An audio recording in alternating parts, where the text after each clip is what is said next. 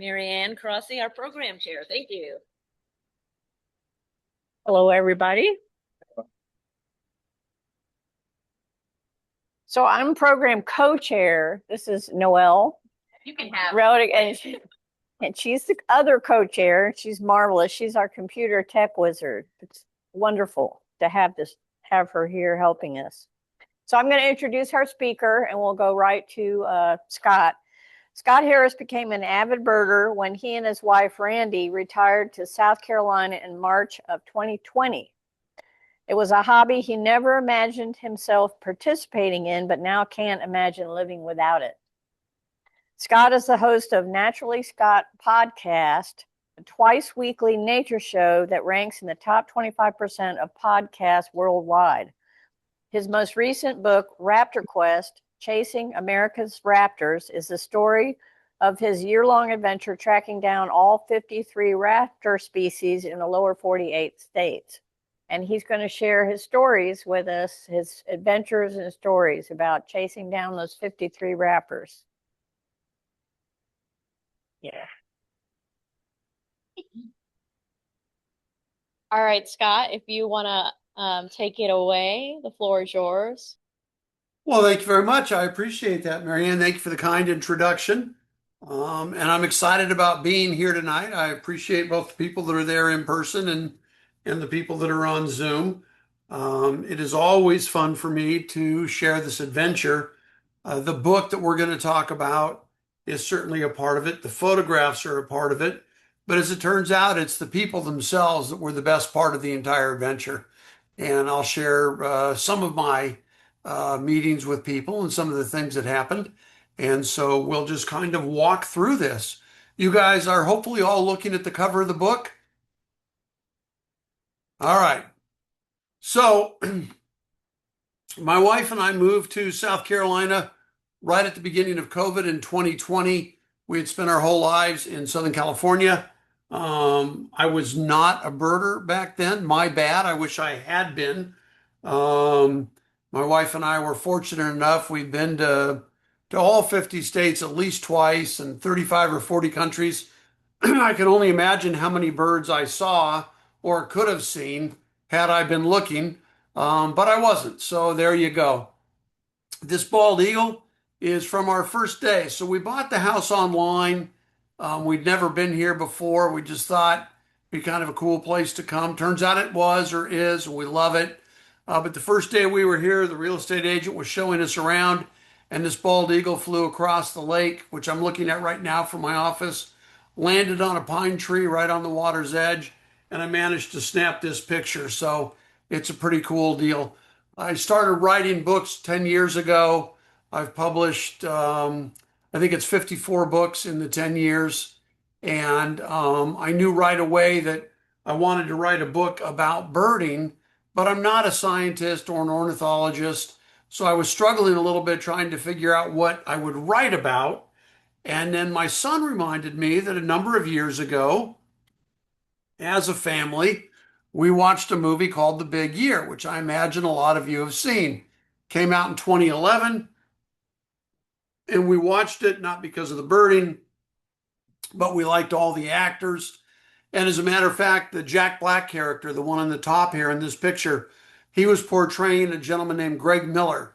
And Greg and I become friends. He was the first guest on my podcast, so which was very generous of him. And if you remember, if you saw the movie, the Angelica Houston character, which was based on Debbie Shearwater, Debbie and I have become friends as well. She's been generous enough to participate in a couple of my books and has twice been on the podcast. So I feel blessed about that. So at the end of the movie, which my wife was there, I said, hey, you know what? That sounds like a great idea. I think I want to do one of these big years. And my wife looked at me and she said, do you remember what happened to the Owen Wilson character in the movie? And if you do remember, he wound up getting divorced.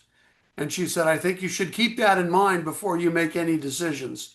So I backed up from that and started to put some more thought to it and realized that, while I would call myself a birder, I truly, raptors are by far my favorite. I absolutely love raptors. And I thought, you know what, let me look into some raptors. So I started to poke around and I discovered that there are generally considered to be 53 raptors that call the lower 48 states home. Now, well, that's a doable project for a year. I can make that happen. And so I ran that by the boss, and she thought that was a reasonable thing. And it turns out that my combination of ignorance and arrogance, a year was not a reasonable amount. It took me 17 months, in large part because I did not realize how hard it would be to get some of the winter owls. And so I had to wait for winter to cycle back around again before I could go out and finish the project. So it wound up being a 17-month big year, a really, really big year.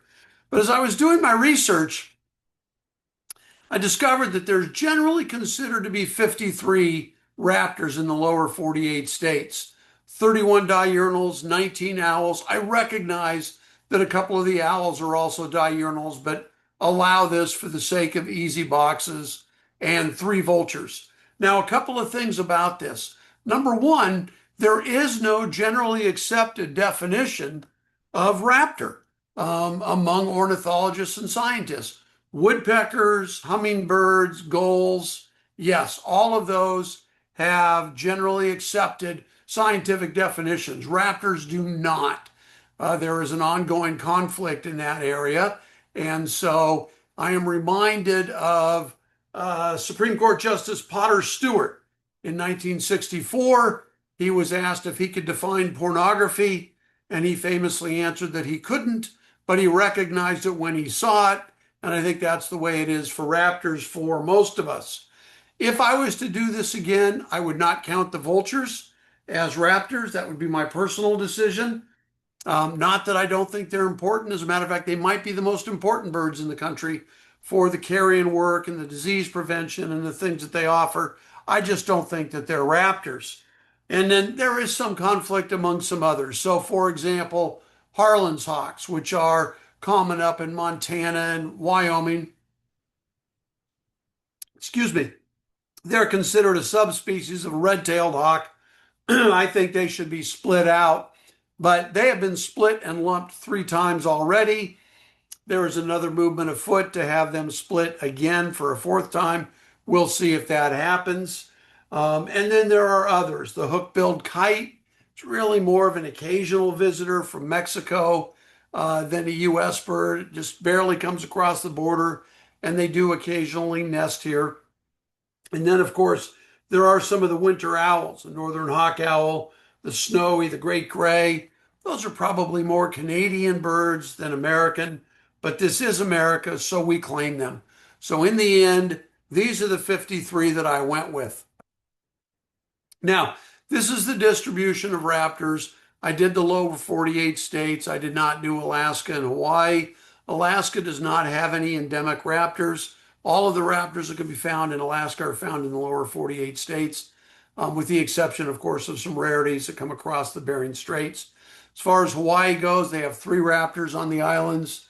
One of them is a barn owl, the same barn owl we have. One of them is a short-eared owl, which is considered a subspecies of our short-eared owl. Once again, there is a movement afoot to have it split out into its own subspecies. It is a pure diurnal bird. It has different vocalization than the U.S. or than the continental-based. I think it should be split out, but they're not asking my opinion. And the third one is a hawk, which is truly endemic. And they must have spent months coming up with the name. And when they did, they finally called it the Hawaiian hawk. But that bird is actually endemic to Hawaii. But these are the lower 48. I'm going to talk about our 53. I'm going to start with this. Of the 53, 20 of them can be found in all 48 of the continental states. Now, those numbers vary, of course, based on the state, based on migration, based on travel, based on frequency. Obviously found much more common in some states than in others, but they are found in all 48. Now, to be clear, so that you know, when I'm giving numbers, and I don't give a lot, this isn't a math lecture, but I use eBird numbers, and I use eBird numbers from the 5-year period from 2018 to 2022. So when I say that 20 of the 53 raptors are found in all 48 states, they were found during that 5-year period. Now, maybe they haven't been seen since, maybe they hadn't been seen for a while before, but that's where it was. Two of our 53 have been found in 47 of the 48 states. They have both skipped Louisiana. And I don't know if that's because they don't like French food or Cajun or whatever it might be, but nonetheless, the northern goshawk, which is now the American goshawk, the name has changed since the book was written, and the northern saw-whet owl have not been seen previously in Louisiana. Now, interestingly enough, John James Audubon claimed that he saw it and painted the northern saw-whet owl in Louisiana. As a matter of fact, he called it the Acadian owl. The name was later changed to northern saw-whet.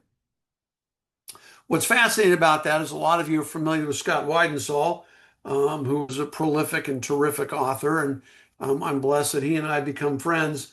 He does not think that Audubon saw the northern saw-whet owl in Louisiana, and he described it as, he said that Audubon was what you might call an unreliable narrator. So I'm not exactly sure what he was implying there, but nonetheless, that is his belief.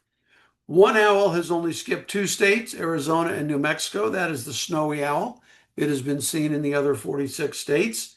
And five owls five raptors are typically found in 3 states or fewer. That's the Eplomado falcon, the ferruginous pygmy owl, the whiskered screech owl, the hook-billed kite, and the white-tailed hawk.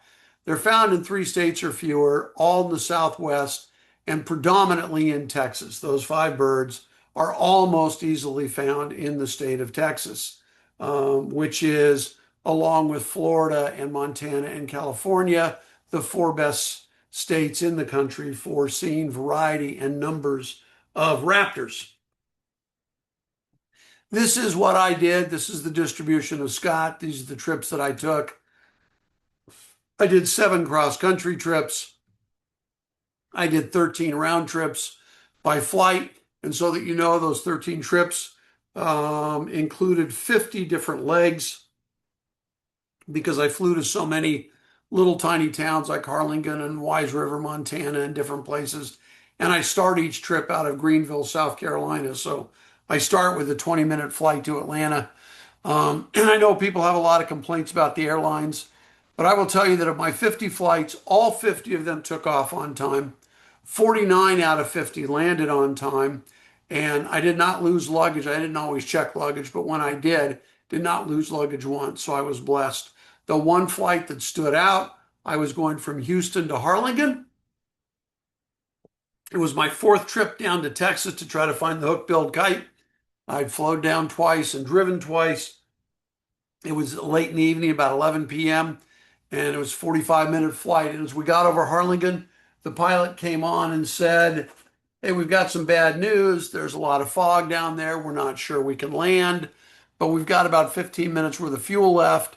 So we're going to fly around for a while and see if we can get in under that fog. If not, we're going to turn around and go back to Houston."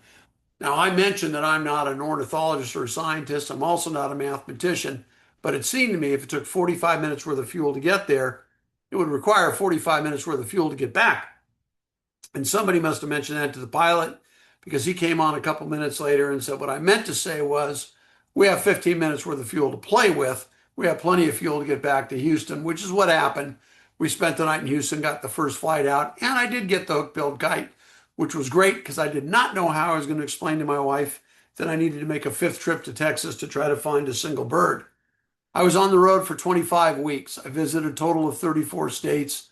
I traveled well over 100,000 miles.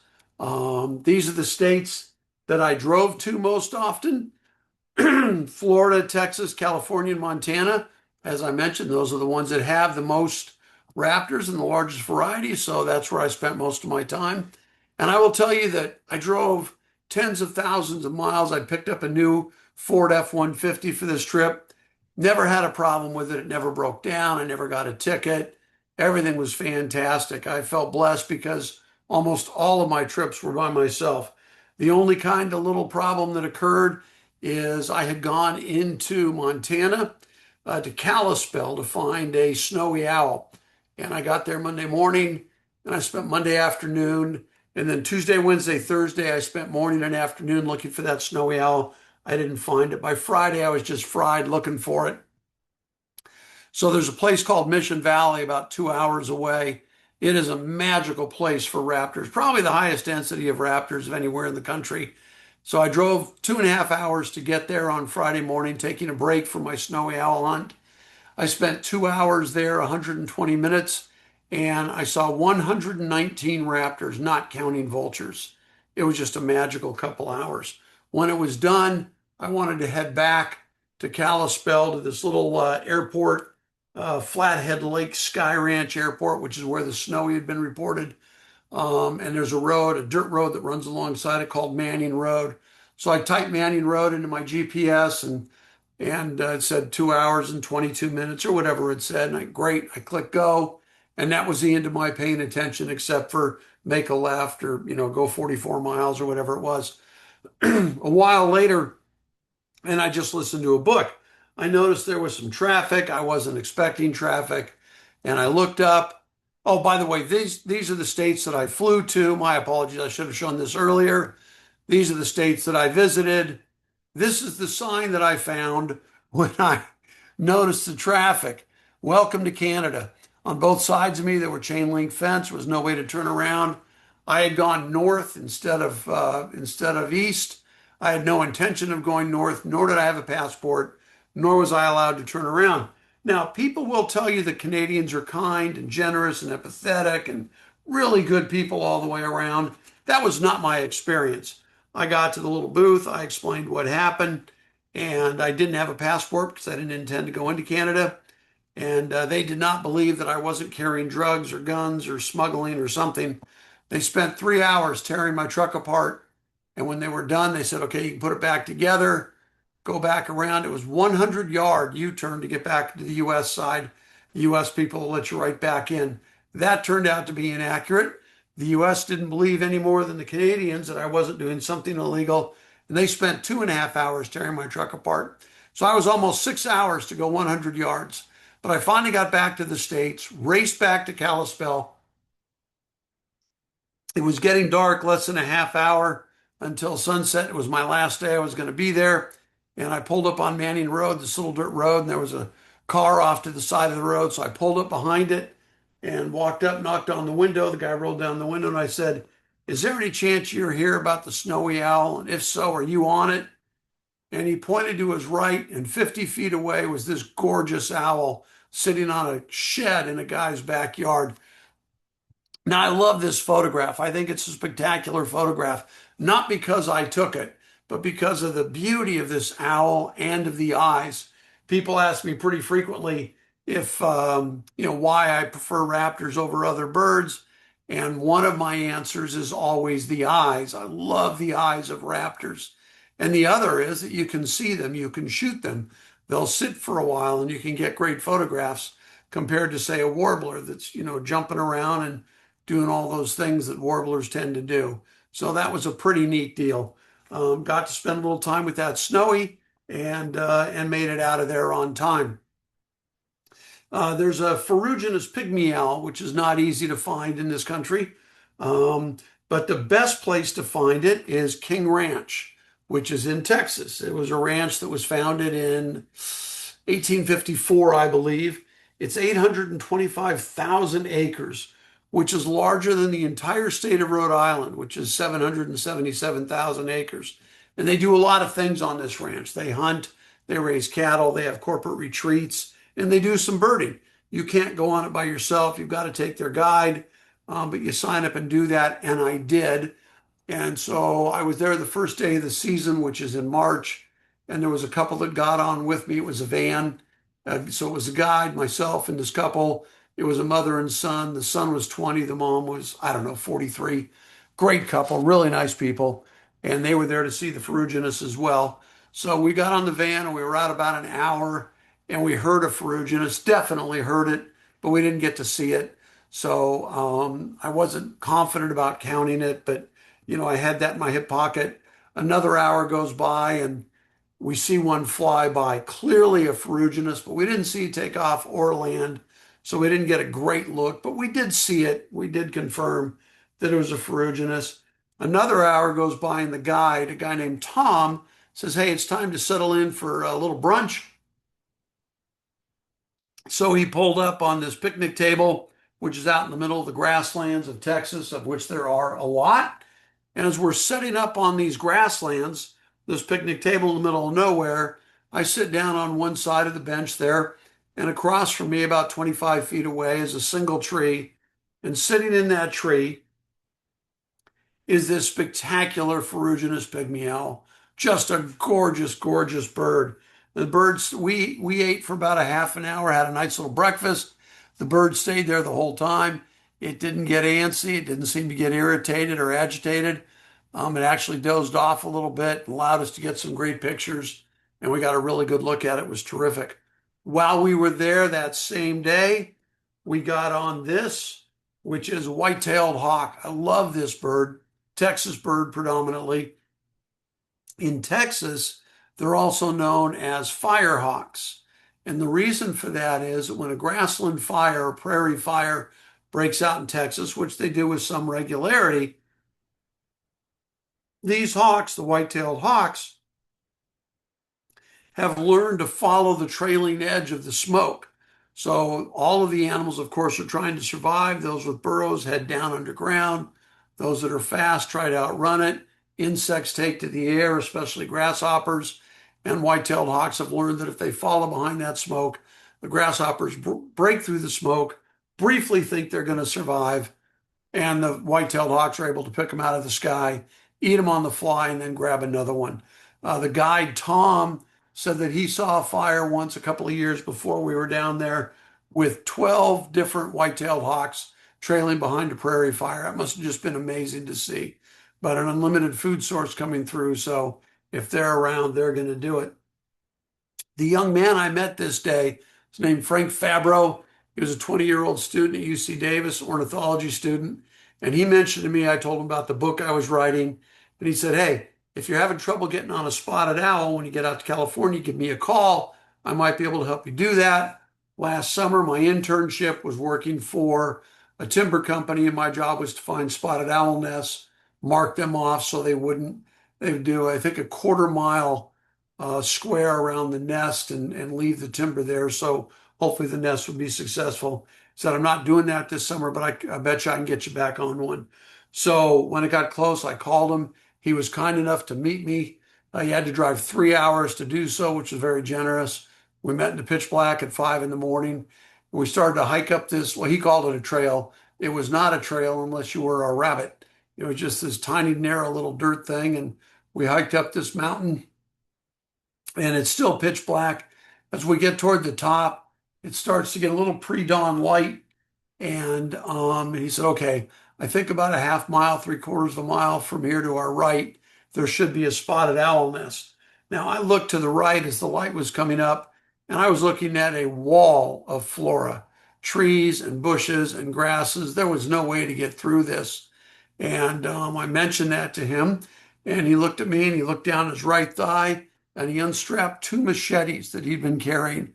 He handed me one and took the other one and said, let's start hacking our way through. Now, we did.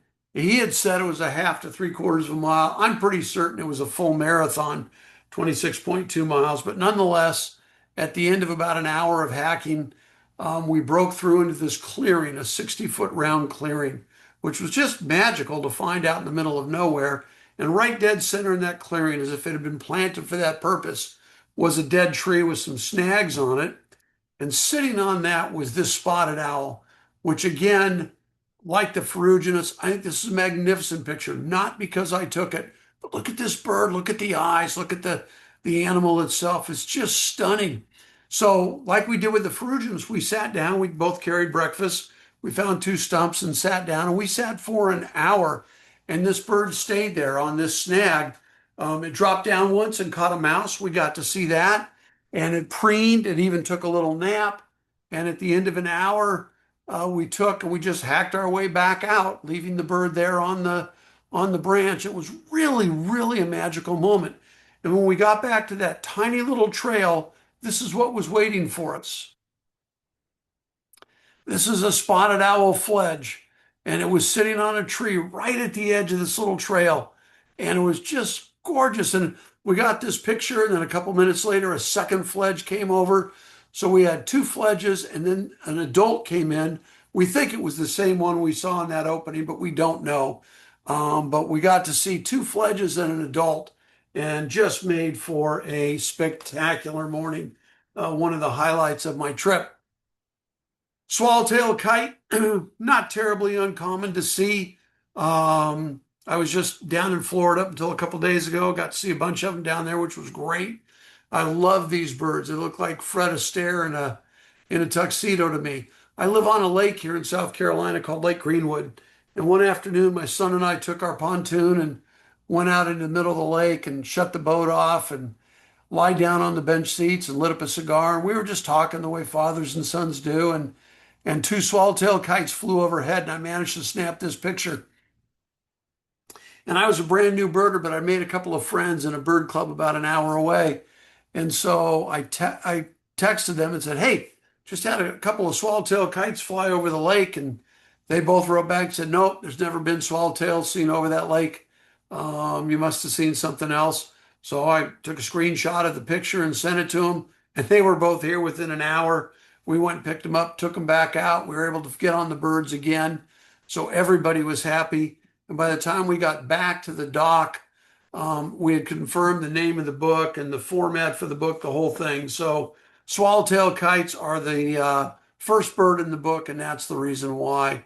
They're beautiful birds to photograph and to watch. They move relatively slowly as they're chasing insects, grasshoppers being their favorite. They are a fun thing to watch. Small owls can be a bit of a pain to find. There's a gentleman named Scott Rashid. He's based in Estes Park, which is the gateway to Rocky Mountain National Park in Colorado. And for 27 years, he has studied the small mountain owls, of which there are 4. And I was put in touch with him, which was very kind to the people who did. And I flew out to spend some time with him. He does banding every fall. And he said, come on out, I'll try to get you on some of these small owls. So I went out and spent a week, and in the course of the week, he got me on this boreal, he got me on a northern pygmy, and he got me on a northern saw-whet. And in addition to that, we got a flammulated, but a herd only. Never saw it. 4 nights in a row we heard it. I never saw it. I've been back to hang out with Scott in the fall the last 3 or 4 years. We hear it every year. I've still never seen it. I have a new book coming out a year from now called Why We Love Birds. And I've interviewed 52 pretty prominent birders from around the country. One of the questions I asked them was nemesis bird. What's your US-based nemesis bird? And by far the most frequent was flammulated.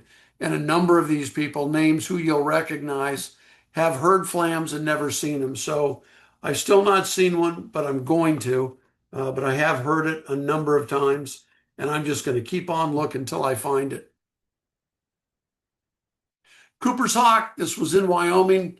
I got invited to go to a combination banding station and hawk watch on a place called Commissary Ridge in Wyoming.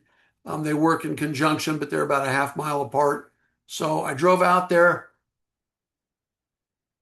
They'd given me directions to get there, park the RV, spend the night, get up the next morning, drive the Jeep out. I could not find my way with the directions. They just weren't working for me. And I kept looking and looking. And, you kind of reach that point where you start looking in the freezer for your car keys. And that's about what I was doing. And I kept expanding the circle, hoping to find on something that was in their directions. And eventually I found this really gorgeous entry gate to a ranch. Now, well, I'm going to see what I can discover there. So I let myself in, closed the gate behind me, drove about a mile down the road, and came up upon this gorgeous ranch, probably 6,000 square foot timber house. I walked up to the front door. Well, it's 2 front doors. They're both 10 feet tall. They're both 4 feet wide. They're massive. It's a huge house. I knock on this door. Eventually, one of the doors starts to open slowly, and I look down, and there's this tiny little woman. Now, she is somewhere between, 50 and 150 years old. She doesn't weigh 100 pounds. She looks like she's made out of leather. And she looks up at me and she smiles and just lights up the valley. She just had one of those smiles you fall in love with. You wish she was your grandmother. And she said, I'll bet you're looking for the birds, aren't you? And I said, I am. She goes, yeah, they give lousy directions. About every 3 weeks, someone shows up here trying to find them. She goes, so here's the deal. I can give you the directions, but I'm a lonely old lady. So first you got to come in, have a sandwich and a glass of milk, tell me a couple of stories, and then I'll give you the directions. And that's exactly what happened. She invited me in. We sat down at the kitchen. She made me a sandwich and poured me a glass of milk. We shared some stories for about an hour, and then she gave me ideal directions. And as I four-wheel drived up the mountain and got there, just as I got there, they captured this Cooper's hawk, which they allowed me to release after they banded it. It didn't fly very far, so I got this picture. So it was a pretty special thing. I love Cooper's hawks, I got to tell you, but it was that woman who was the highlight. I'll remember her forever. She was just fantastic.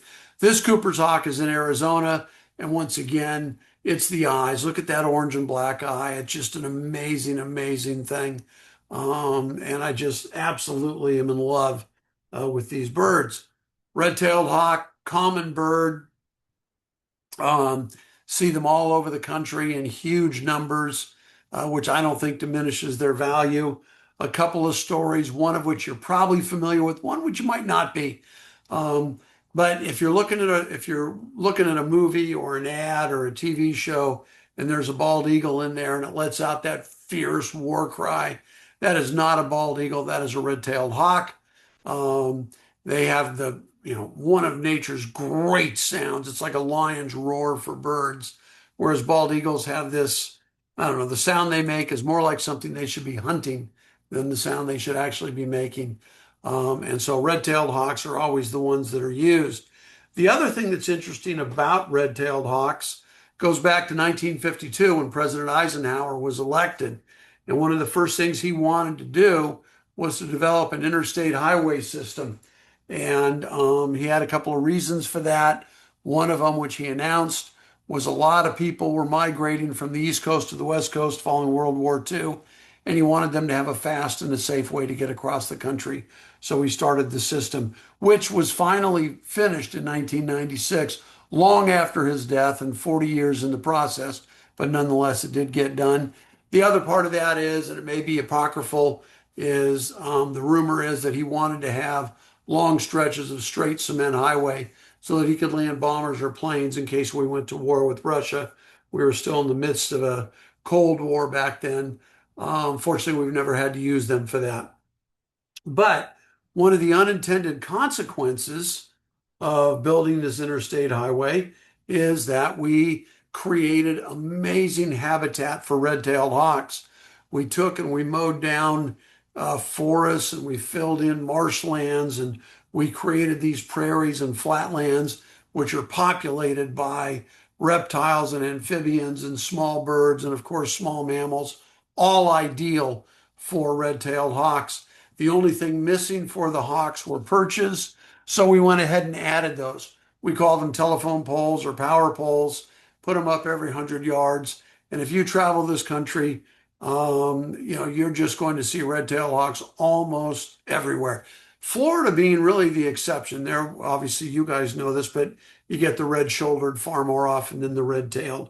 But nonetheless, the red-tailed hawks are common and beautiful and gorgeous. This was taken in our front yard. We've got a bird sanctuary.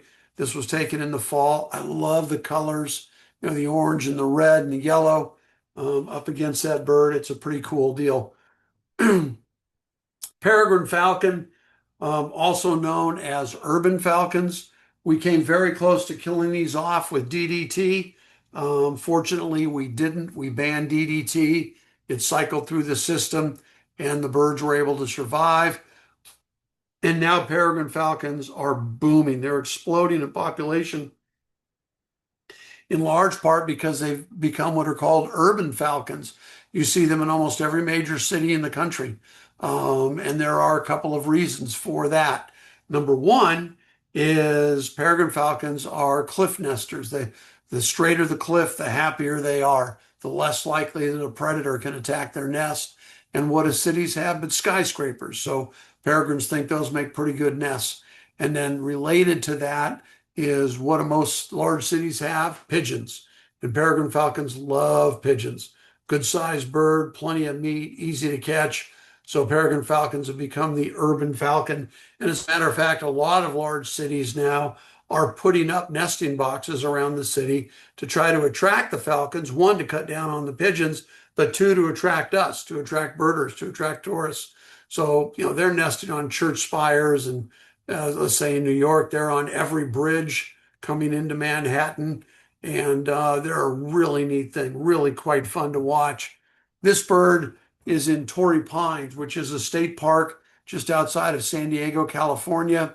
It is Torrey Pines State Park. The cliff you can see in the background is about 50 feet from the beach. There's just the beach, sand, and then this cliff. Cliff runs a couple hundred yards north and south. And on each end of the cliff during mating season, there are peregrine falcon nests every year, and they successfully fledge every year. In the wild, they would never have nests that close. Their territories demand far more space than that. But here, there are so many shorebirds, so many gulls. They even take out pelicans. There's just so much to eat that they just don't worry about the territorial battles. And you can get as many photographs as you want of these great birds. Bald eagles are the other bird we almost lost to DDT. Came very close to being extirpated in this country through our foolishness, but they've made a massive comeback, and you can now find them almost everywhere. This is a place called the Conowingo Dam, which is on the Susquehanna River, about 45 minutes northeast of Baltimore, in Maryland. And in the fall, in November, the shad run upriver, and they have to go through the dam, through the Conowingo Dam. And as they do, a number of them get killed or knocked unconscious. And as you know, bald eagles are surface eaters. They don't dive underwater, but they pull things off the surface. And so they collect by the hundreds in this area to feed on these birds, to feed on the shad, which is great. You see adults, you see juveniles, you see aerial battles. It is a magnificent thing. If you're a photographer, there's unlimited shots that you can take. And if you're not a photographer, it's a great place to learn to become one, because there's just so many things to shoot. And what's really cool is this dam is closed 11 months out of the year to the public, concerns about, public safety and all those good things. But when the shad are running, they actually open it up and allow birders and photographers and just the idly curious to come. There's a sidewalk with a short chain link fence that overlooks the river. I'll go up there. I'll be up there again this November. I go up there, I bring a chair, I bring a cooler with lunch and my camera, and I sit and I spend the entire day and just watch this show. And it is truly, truly magical. If you get an opportunity to do that, it's just amazing. One of the other birds that's very common up there is a double-crested cormorant, and they're trying to catch the shad. There's also catfish, but they're trying to catch the shad. And it's wicked to watch because they dive down, grab a shad, and as they come up, they have to swallow it instantly because there are 3 or 4 bald eagles coming in to attack them. So that is a pretty cool thing to see, and really quite a bit of fun to watch. Osprey, Florida, of course, is a great state. My personal favorite location is Sebastian Inlet over on the east side, just outside of Vero Beach. That's where this shot is taken. And again, when the mullet run and fall coming out of the Indian River Lagoon, the osprey gather up. I was just there on Sunday shooting some shots. These aren't from Sunday, but shooting some shots, and I absolutely love osprey. I think they might be the coolest of all the raptors, and I'll give you a couple of reasons why. Number one, they're pure sushi eaters. Sushi is my favorite food, so I'm a big fan of that. I love the fact that they're focused 100% on catching live fish. They are the only bird in the world that when they migrate, this is taken in my backyard, by the way. When they migrate, they carry a lunch with them. So like most birds that migrate, they'll try to double their body weight if they possibly can. They'll shrink or even eliminate their organs. Birds can miraculously regrow organs and do whatever they can to pack on energy. But osprey, the last thing they do is grab one last fish, flip it head forward the way you've seen 100 times, do that dog shake, and take off on their flight. If they're leaving Florida, going across the 650 miles of the Gulf of Mexico and eat that fish on the way. They're the only migratory bird that habitually skips the first return. So when they leave the U.S., when they fledge, and they normally leave in September-ish, although larger numbers of them are overwintering, especially in Florida. But when they leave in September, when spring comes, the first time around, they do not return. The vast majority of them, they stay in southern Mexico or Central America, wherever they've gone to. And then 12 months later, so 18 months total, they bring themselves back up to the States. Ornithologists have not agreed on the reasons, although the most plausible one to me is that sexual maturity kicks in the second time around, and they come on back for that. So one day that'll be figured out. The other thing is they're the only diving raptor. Ospreys can dive up to 3 feet, 2.5 to 3 feet, and they're the only raptor whose eyes adjust for refraction. So as they're in a stoop from maybe 100 feet up, coming down at 50 miles an hour, their eyes adjust for refraction so they can pull that fish right out of the water. It's a pretty cool deal. I just love these. I just love watching these birds. I mean, I could have sat there all day on Sunday and watched these guys. Pelicans are fun. The Forster's terns are fun, but there is something about the ospreys. Great gray owl. This is taken up at Yellowstone National Park a couple of Januaries ago. I try to go up every January. This day was minus 25 degrees and it was snowing. If you're a photographer, you know that if it's that cold, you've got to roll the windows down in your car and you can't have a heater on. Because if you don't do that, when you do open the car door, your camera will fog up and you miss your shot. So on this particular day, I had about 1.5 inches of snow on the floorboards of the car. But a ranger helped put me on this great gray and I got to spend a couple hours watching it. I got to watch it hunt twice, once successfully. And as you may know, they can hear a mouse 2 feet under the snow and dive for it. It's really miraculous to watch. Just a spectacular thing. And as I learned through my adventure, if you are looking to find winter owls, the best place in the country to find them is Sax-Sim Bog up in Minnesota. In the winter, it is unbelievable. And on a great day, and I mean a great day, but it's a possibility, you can see 7 different winter owls. You can see a great gray, a boreal, a snowy, a northern hawk, a northern saw-whet, a barred owl, and great horned owls. It is really an amazing place. I love, love, love going up there. Interestingly enough, I was there once, and I was in a van with another guy, and there were 2 people in the back, and it got to minus 36 degrees that day. That morning as we were heading up there. And I was giving this presentation a couple weeks ago, and one of the people in the audience interrupted me. He was the driver that day, that it was minus 36 degrees, which was just really kind of cool that I ran into him a couple of years later. So people ask if I chase rarities. I will chase raptor rarities. This is a roadside hawk in Texas. Texas gets a lot of rarities, as does Alaska. I've gotten a bat falcon and a roadside hawk down there. For me, it's worth flying to go find them. Again, a roadside hawk or a bat falcon, those are pretty common in Mexico and Central America, but not in the States. So I like to go down. This next picture is by far the worst picture I'm going to share with you tonight, and I'll explain why. This is a stellar sea eagle taken in Maine. You may be aware of this, but there was a stellar sea eagle that came across the Bering Strait through Alaska, made its way to the eastern seaboard, and 2 winters in a row made its way down to Maine. It is still seen, although it has not been seen in recent months, but up until recently it was still seen in Canada, in Newfoundland with some regularity, but it has not been in the States in 3 years. So I'm hoping that it's okay. But if you didn't get a chance to see it, they're unbelievable birds. Now, this picture is on the Aroostook River in Maine, and that's the river that the bird came to 2 winters in a row. So you get on the Aroostook Bridge, that's as close as you can get. This picture was taken literally a mile away. That's the best I could do with a 600 millimeter lens. but you can see how huge the bird is. And if you really look, you can see the beak, which is just massive. The bird that it's on is a Canada goose that it took out of the air. Imagine how big of a raptor you have to be to drop a Canada goose. And the bird in front of it, that's a full-grown bald eagle.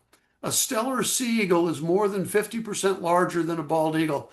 A female bald eagle, which are about a quarter bigger than the males, cap out at roughly 13 pounds. Steller sea eagle gets up around 23 pounds. They are absolutely massive, and if you get a chance, it's well worth it. This was my 53rd and final bird, northern hawk owl. I had been up in Montana. I'd gotten a call to go see a gyrfalcon, which I found. I came home. A few days later, I got a call that there was a northern hawk owl in Wise River, Montana, and that would have been my 53rd bird. So I jumped on a plane. I went up there. It was a weird thing because I got a call. Somebody was helpful about the bird, but they wouldn't tell me exactly where it was, just that it was seen in Wise River. So I get there and I pull up. It's a tiny, tiny little town. And I let myself 4 days to try to find this bird. And the first afternoon I get there, there's a couple hours before dusk. And well, I'll just start looking now. And there's a dirt road just before town. So I make a left on this dirt road. The dirt road's maybe 15 feet wide. And I go down about 1.5 miles and I see 2 cars on the right-hand side. And as you guys know, you see a couple of cars in an area where there might be a special bird. Either it's birders or it's somebody who's broken down. In this case, it was birders. And sure enough, they were on this northern hawk owl. Across the street, 15 feet across, was a telephone pole, but no more wires or anything. It was unused, maybe 20 feet tall. And sitting on top of it was this northern hawk owl. So I'm there with these other couple of people and I'm taking some pictures, and the bird drops down and hunts a couple of times and was just absolutely gorgeous, and went across into this little prairie land and then came back and did it 2 or 3 times. So the next morning I got up and I got there before dawn. It was pitch black and I was the only one there. And as the sun started to come up, as there was a little pre-dawn light, I could see, sure enough, this bird was back on top of that telephone pole, or maybe it had been there all night. And I'm watching this thing, and I watch it for probably 2 hours, and it doesn't drop, it doesn't take off, nothing. And I had let myself out of the car, hadn't even bothered with the camera. I was so enthralled with the bird. And I slid down the side of the car to the rear bumper, and I just leaned against that bumper. It was about 10 degrees out. I was bundled up, and I'm just watching this bird for a couple hours. And suddenly at roughly the 2-hour mark, this bird drops from the pole. If it's a 20-foot pole, it drops 18 feet. And at the 2-foot mark, it turns 90 degrees, shoots across the road, and with its left wing, it brushes against my left leg. Absolutely no reason for it to do that. You know, it could have gone anywhere else. And I've talked to a number of raptor and owl experts since, and none of them have an explanation for why the bird would have done this. So I have taken it as a spiritual moment between me and that bird. I believe the bird did it on purpose. It flew across the prairie. I spent the next 2.5 days looking for it. I never saw it again. I believe it was saying goodbye, that there was some kind of bond, and it was just an incredibly, incredibly cool thing. That's probably why it's on the cover of the book, and I'm so excited about it. And I still am these 3 years later. I mentioned this book, Why We Love Birds. This book is coming out a year from now, but some great people in this: Ken Kaufman and Cy Montgomery and Scott Weidensaul and Chris Cooper and Debbie Shearwater, all of them talking about their favorite bird and their nemesis bird and their spark bird, and their first field guide. It was really a treat to interview these 52 people. I've got a podcast, Naturally Scott. Most of these same people are on the podcast. The one favor I would ask you tonight, if possible, if you go on YouTube and look up the podcast, hit subscribe. Every time you do, YouTube pushes it out to more people. And the more people that hear our birding story, I think the more people that would get interested in conservation and birding, and it's a great thing. There's no cost or anything, but it really is cool for the show.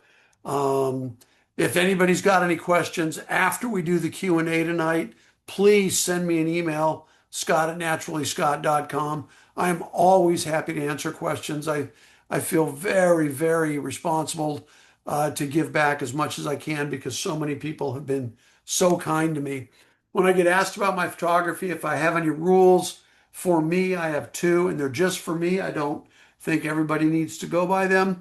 But if I take a picture, there's only two things that I'm willing to do to that picture. I'm willing to crop it so that I can tighten up on the shot, which I've done here, and I'm willing to make minor color adjustments. And I can't remember if I did on this one or not. But if you look at this bird, this is a ferruginous hawk. That was the sky. That is a beam that it's on. This is right outside of Pinnacles National Park in Central California. And that yellow sign was actually on that beam. The only thing I changed is this. In real life, that sign says high voltage. I changed it to thank you to remind me to thank you for inviting me to join you tonight in your homes or whatever facility you guys were all gathering at. And I really, truly appreciate it. And now I'm happy to answer any and all questions that you guys might have.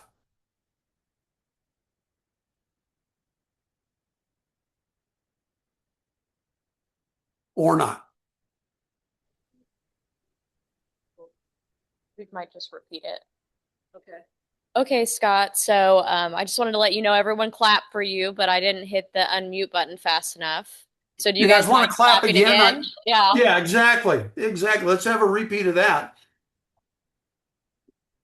Well, thank you for the clap. I appreciate it. And thank you for listening. I very much appreciate that. Yeah. Can I answer questions for anyone?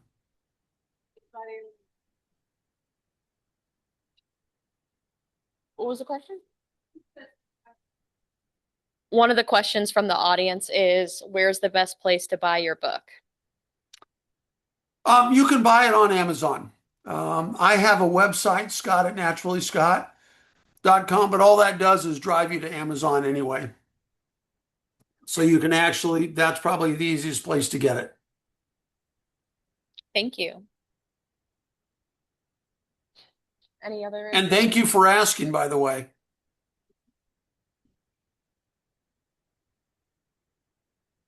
Do you have photos in that book of the I photos do. you showed us? There's probably 100 of them scattered throughout the book. I do love taking pictures.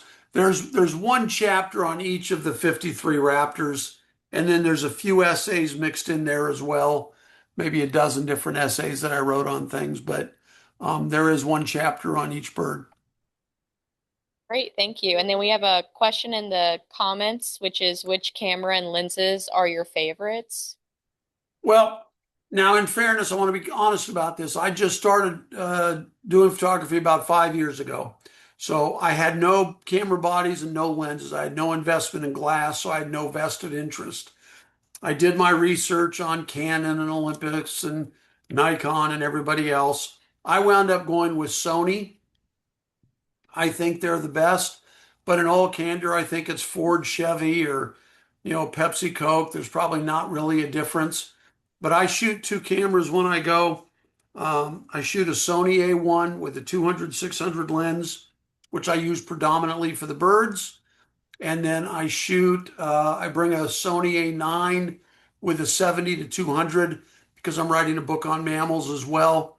And so I use that mostly for shooting mammals. So I carry both of them. My wife says I carry a pistol and a rifle. Okay, we have another question in the chat, which is, are all 53 birds you saw visible on public lands? Yes. I'm not sure. Okay, perfect. Yes. Great. Any other raptors? What about ospreys hover? Any other raptors hover like an osprey does? So we have another question in the audience, which is asking if some of the other predatory birds hover like an osprey does. Did you notice any of that? Kestrels are the true hovering raptor. Ospreys appear to be hovering, but technically they are not. What they are brilliant at is squaring themselves up into the wind so that it appears that they're hovering, but they don't hover in the same way that a kestrel does. And those are the two that most commonly do that. kestrel being the true hovering bird. But there are the short-eared owl will sometimes appear to be frozen in space, or a northern harrier, which is very similar to a short-eared owl in the way that they hunt. But ospreys after kestrel are probably the best at it. They're magicians with the wind. They are not built for speed or even tremendous agility, but they have other attributes and strengths that they use. Great, thank you. Are there any questions?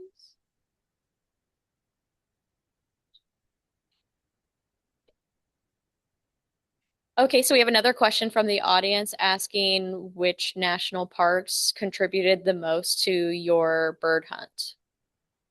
Yellowstone contributed quite a bit. I'm a big fan of Yellowstone. Pinnacles was the condor and the ferruginous hawk.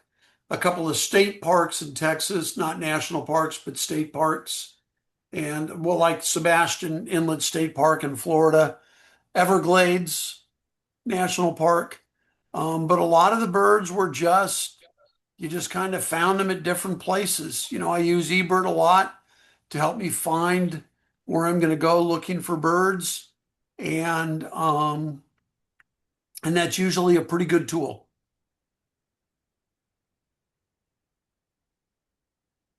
Okay, I have a question for you, which is what online tools are you using for your mammal hunt? Well, I'm using AI for some of the mammal hunt.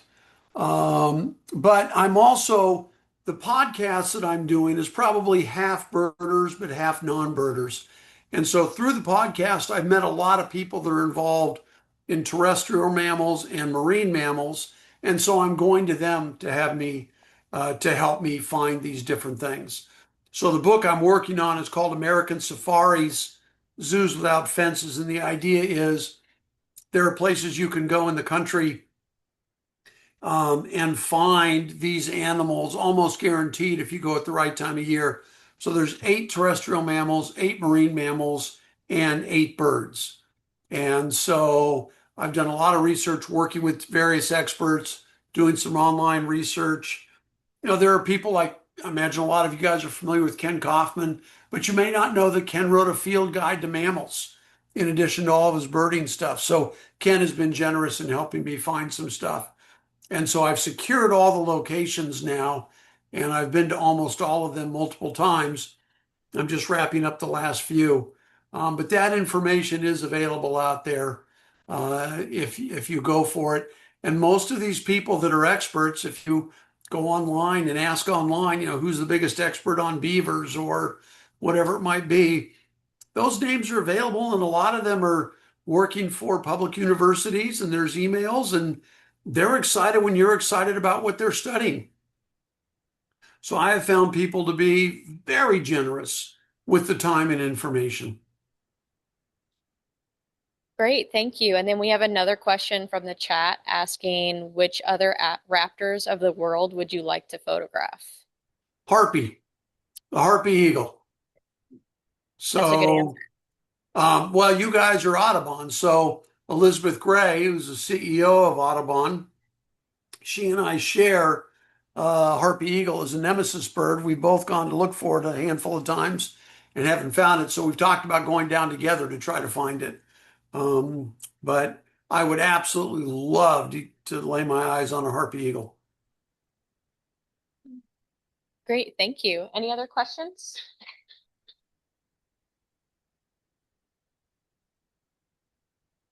All right, Scott, I'm not seeing any more in the chat window or in person. Thank you so much for giving the time and the talk and telling us where we can buy your book. We really appreciate your attendance. Thank you guys for having me. I really appreciate it. I really enjoyed it. And I'm sincere. If you've got questions after we disconnect tomorrow, tonight, next week, email me. I am more than happy to try to answer them if I can. So many people have been so kind to me. If I can give back in any way, I'd love to. Great. Thank you so much. You are Thank you free to guys. go. Have a great night. You too. Thank you.